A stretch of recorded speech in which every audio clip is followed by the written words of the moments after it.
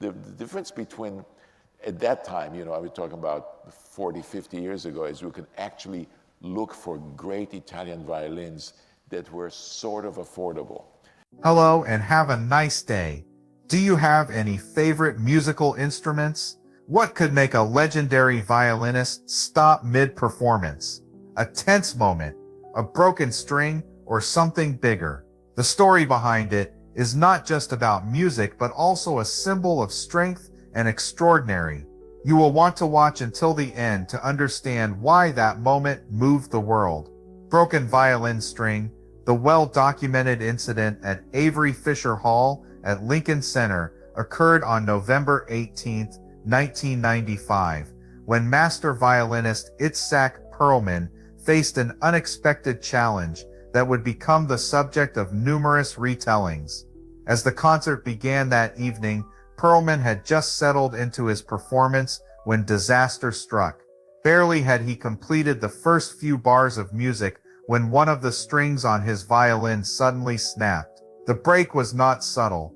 It reverberated through the concert hall with a sharp crack that multiple witnesses compared to gunfire. The explosive sound left no doubt about what had occurred, creating an immediate tension throughout the venue. The orchestra members on stage visibly jumped at the unexpected noise, momentarily stopping as they waited to see how the renowned violinist would respond. For the musicians and audience alike, the natural assumption was that Perlman would need to halt the performance. Given the violinist's mobility challenges due to polio, many attendees presumed he would need to undertake the arduous process of leaving the stage to replace the broken string or obtain another instrument. What made the situation particularly challenging was Perlman's physical condition. Unlike other violinists who might quickly stand and exchange instruments with the concertmaster, a common practice when strings break,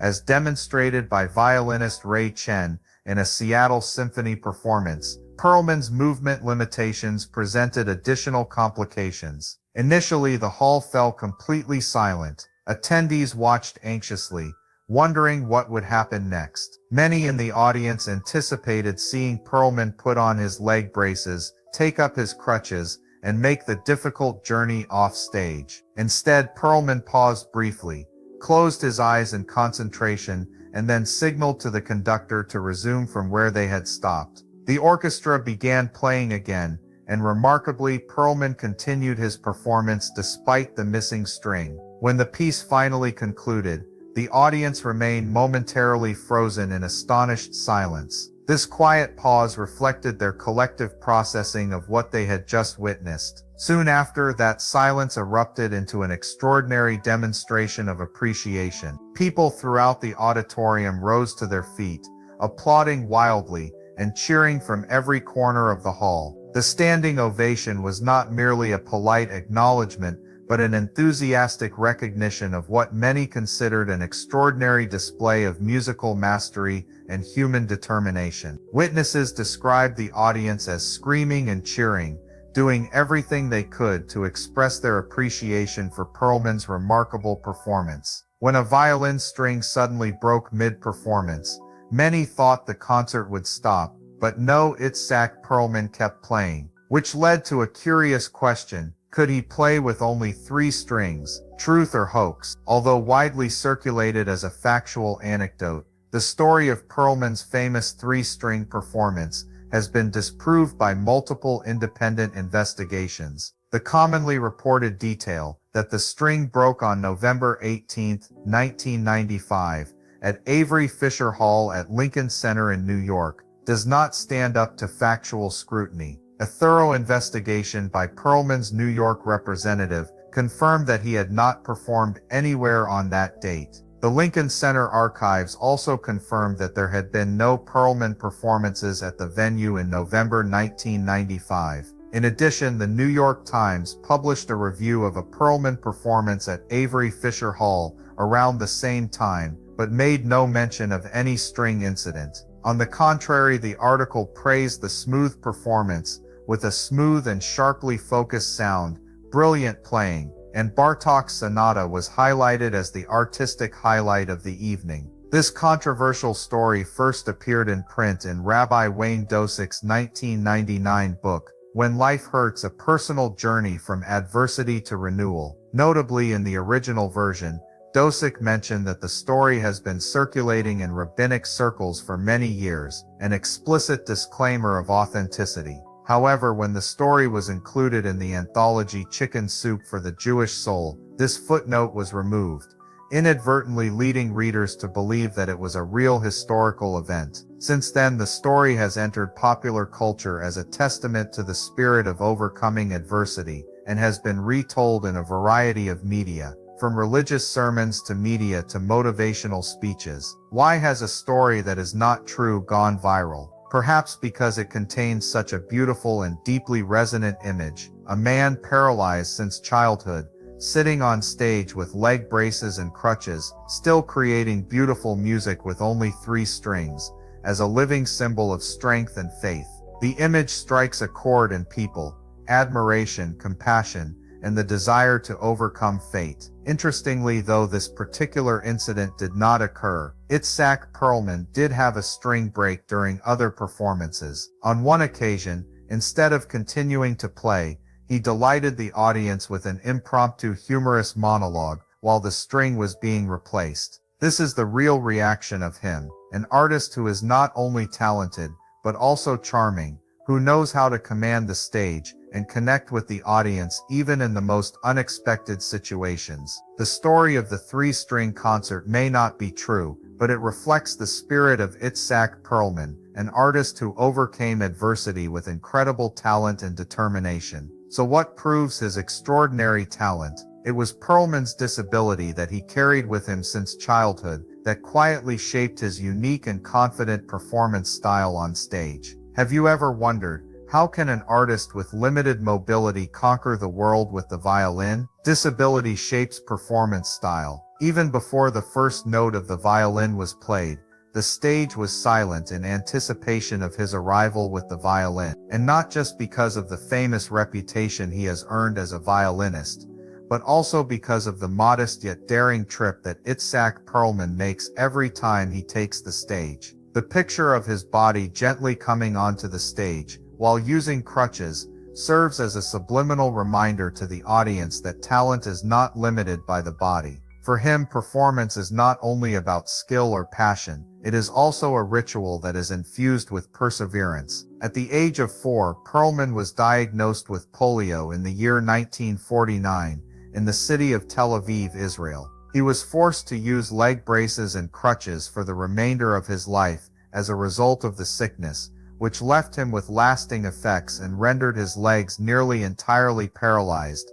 because of its effects. Surprisingly, however, he started learning to play the violin only a year later. The violin is an instrument that demands such finer connection between the mind and the body than other instruments. Even though his family encouraged him to study an instrument that required less physical exertion, such as the trumpet or organ, Perlman, with his iron will, decided to pursue the more challenging opportunity. From that point forward, every concert was not merely a musical event, but also a living demonstration of the intensity of one's will and their enthusiasm. Each time he made an appearance on stage, he walked down the platform on crutches, his steps being slow but solid. It was an act that was carried out without words, a proclamation that was silent but profound. He was there to give music, not to be pitied. A round of applause was frequently given to him by the audience whenever he sat down patiently in his chair. This was not only done to honor his name, rather it was done to convey complete and utter appreciation for his extraordinary determination to live. It was necessary to make cautious alterations to accommodate Perlman's physical condition to prepare for his concerts. Those in charge of organizing the event made certain that the paths were always free of obstructions and secure, so that he could move about as easily as possible. Additionally, he had to save energy throughout the day by restricting his movements. This was because his upper body was required not only to manage the bow, but also to maintain balance and control over the whole performance. This was necessary, since his lower body was unable to sustain it in the same way that a normal person would. As a result, his manner of performance garnered a unique reputation. Because he was unable to stand like other violinists, Perlman played every one of his performances while seated. However, this did not lessen the drama or the emotional depth of the performance.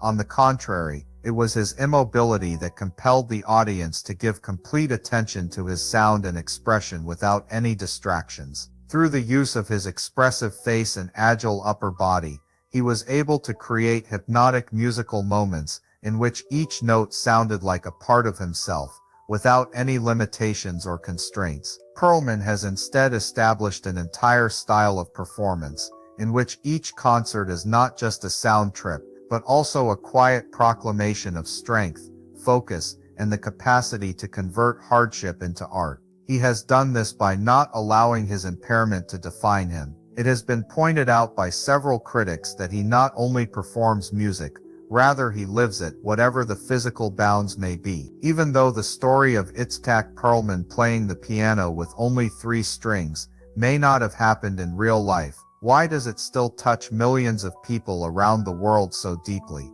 What makes an unverified anecdote so powerful and inspiring? Attractiveness. Even after it was proven to be a myth, the story of Itzhak Perlman playing the 3-stringed fiddle continued to spread widely and touch the hearts of millions around the world. What is remarkable is not the historical accuracy of the story, but its profound symbolic power. The story's persistence is not a testament to faulty collective memory, but rather a reflection of the most basic human longings and experiences, of loss, adaptation, and the ability to rise above circumstances. The famous quote attributed to Perlman, "Sometimes the task of the artist is to figure out how much music you can still make with what you have left," has become the emotional core of the entire story. Although he never actually said it, the message of the quote resonates beyond the boundaries of truth. It is not only a philosophical statement about art, but also a moving humanistic statement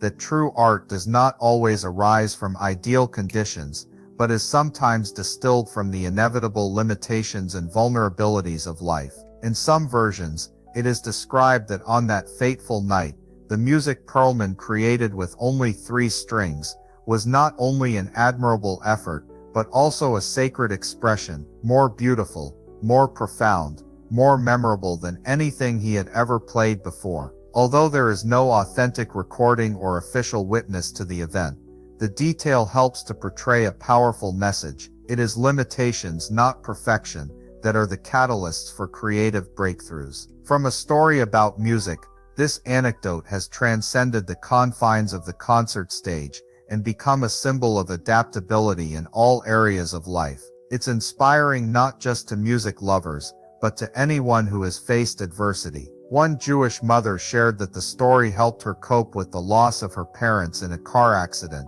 and subsequent diagnosis of multiple sclerosis. For her, Perlman's message, whether real or fictional, has been a source of encouragement to continue making music with what's left. The story has also been used as a rich metaphor in many other areas. In literature, it's explored in Jacqueline Jules's Itzhak Perlman's Broken String, a collection of poems about finding beauty in the limitations of pain and loss. In religion, many rabbis have cited it as a lesson in faith and resilience. In everyday life, people who are dealing with personal challenges, illness, separation, unemployment, have also found hope in the story. Cultural and psychological researchers suggest that the main reason the story persists is that it is so relatable. In its most stripped-down form, Rabbi Dov Greenberg's quote, "Our job is to make music with what's left," captures the myth's symbolic power in a universally applicable principle. Everyone has lost something,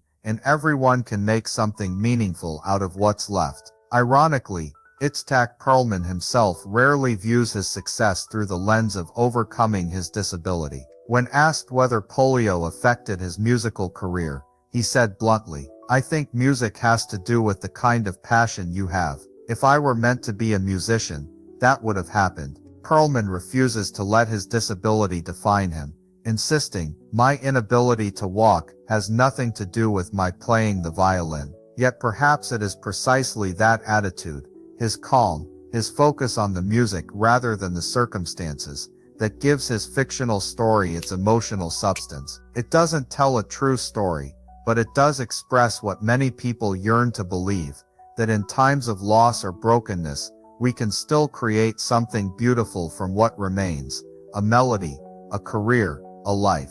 You've probably had moments where you felt like you couldn't get through. What helped you make music with what was left? Have you ever found creative strength or renewed confidence in a limitation in your life? Please share your thoughts in the comments section below. We would love to hear from you, and don't forget to like the video and subscribe to the channel for more interesting updates. Thank you, and see you in the next videos.